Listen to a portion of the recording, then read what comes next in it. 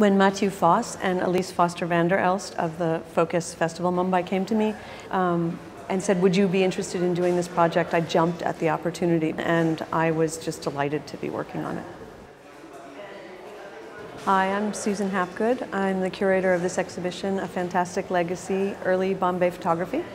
I'm a freelance curator, and I'm also the director of the Mumbai Art Room.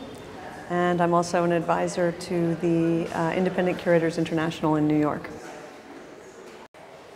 In the beginning, when I started looking at the different photographs that people owned, I was picking things that I loved, basically. Things that had historic interest, that were surprising historically. I definitely gravitated towards finding scenes from places that were very recognizable to the broad public.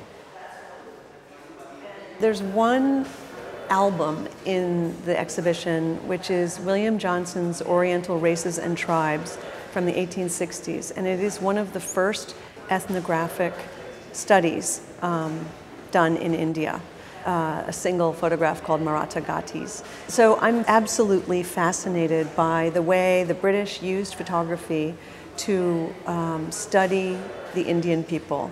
And especially after the Indian Rebellion in 1857, this is the time that photography is flourishing. And so in that album that I'm talking about, there are these outrageous texts that to our eyes today are extraordinarily racist and obnoxious.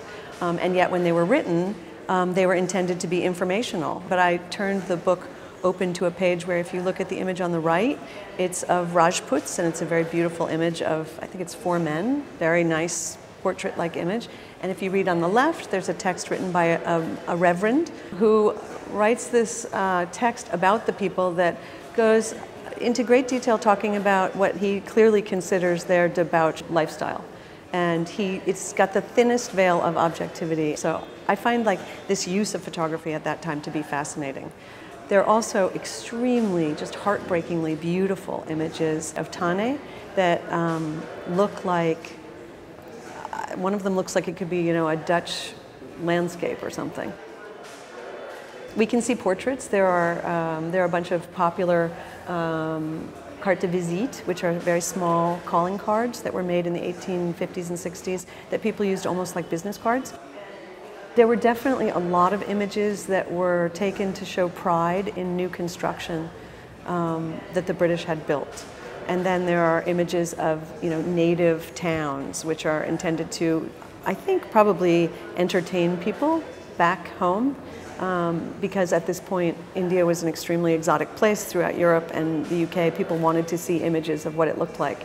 And then there are images taken by Indians of Indians, and those I'm extremely interested in, and hope that much more work can be done in the future on those. When people leave this exhibition, I want them to recognize that photography is just as important cultural heritage as architecture or temples or anything else from hundreds of years ago.